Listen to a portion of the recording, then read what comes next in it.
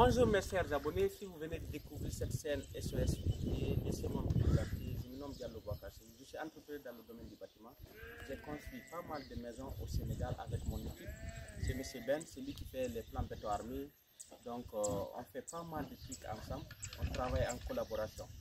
Donc on a construit pas mal de bâtiments, et on a des ouvriers qualifiés. Donc là aussi c'est un de nos chantiers qui est géré par un entrepreneur aussi. On travaille ensemble. Donc là, nous sommes devant la façade. Le terrain, je vous présente, le terrain c'est 10 sur 20.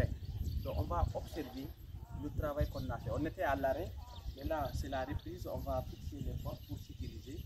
C'est la zone, regardez, nous sommes en train de construire. Donc la zone c'est bientôt remplie. Donc regardez surtout le niveau. Vous êtes sans savoir qu'il y a la topographie. Il y a la route, il y a la chaussée que l'État va faire dans l'avenir. Donc il faut calculer tout ça avant de faire le niveau de votre soubassement.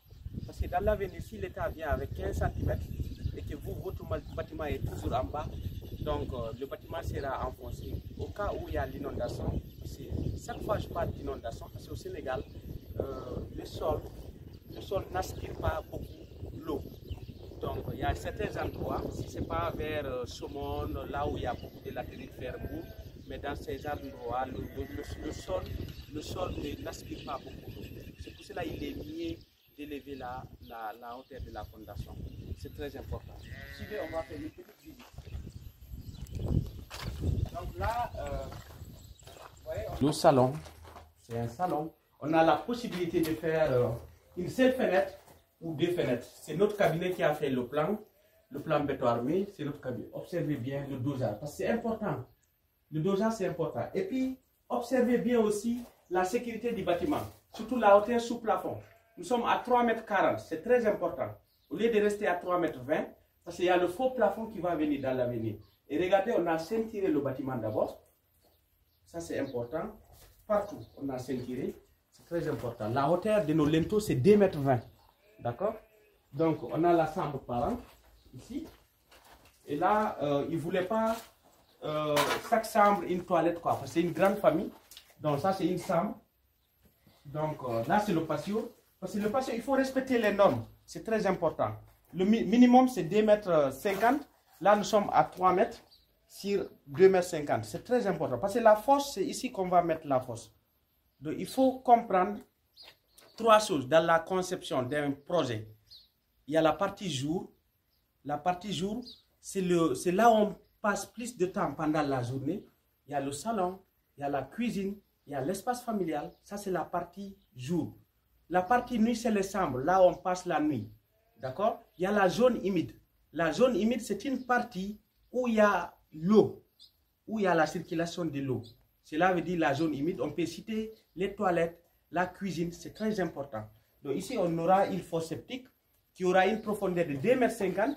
C'est là où on va collecter les eaux. Maintenant, ce qu'il faut observer dans la conception, il y a les toilettes. Tout ce qui est salle de bain, vous les regroupez. Donc si vous les regroupez, vous dépensez moins de tuyauterie. C'est très important. Mais si vous mettez une salle de bain à droite, vous mettez l'autre à gauche, vous dispersez, le bâtiment même n'est pas en sécurité. Observez bien, c'est très important. Regardez bien le dosage des éléments. C'est très important. Donc là, c'est la cuisine. Donc notre terrain, on s'est limité actuellement à 17 mètres. D'accord? Nous sommes à 17 mètres. Donc les autres mètres qui restent pour compléter les 20, c'est les 3 mètres. Donc là, on a un jardin derrière. Voilà. Donc là, on a barré pour être en sécurité. Ça, c'est la cuisine. Donc ici, on a les toilettes publiques. Donc, on peut mettre aussi un puits perdu pour recevoir les eaux, d'accord, pour les évacuer. Ça, c'est les toilettes. On aura WC et la douche. Donc, c'est les toilettes publiques. Donc, on va aller sur la dalle, d'accord. On va aller sur la dalle. Je vous montre.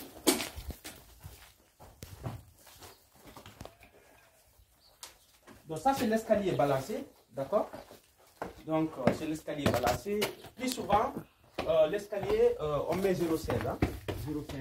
Moi, ce que j'utilise, on peut aller jusqu'à 18, parce que les normes, c'est 14-18. Maintenant, ce qui est plus important, la pluie, il a plu hier. Donc, ici, regardez, il n'y a pas de tasse d'eau. D'accord? Ça montre que la dalle elle est bien dressée. Par rapport, je ne vais pas dire ça, c'est les voisins, d'accord? Vous-même, vous allez regarder sur la caméra. Observez là-bas. C'est le voisin, regardez. Observez là-bas. Je ne sais pas si vous remarquez. Donc, si vous remarquez là-bas, il y a de l'eau sur la dalle. Ouais. Vous voyez, même le niveau, ce n'est pas la même chose. Par rapport à notre dalle ici, vous n'allez pas voir des tasses d'eau ici sur la dalle. Donc, tout est bien respecté et on a une même couleur. Donc, le béton, il faut respecter la durée du béton, c'est très important parce qu'il y a FC24, FC28, il faut respecter. Si vous avez décoffré, vous avez affaire bi, d'accord? Ça c'est la tuyauterie. Donc c'est ça, nous sommes dans un quartier qui est déjà habité, il y a l'eau, il y a le courant. Donc nous voilà à la fin de cette vidéo.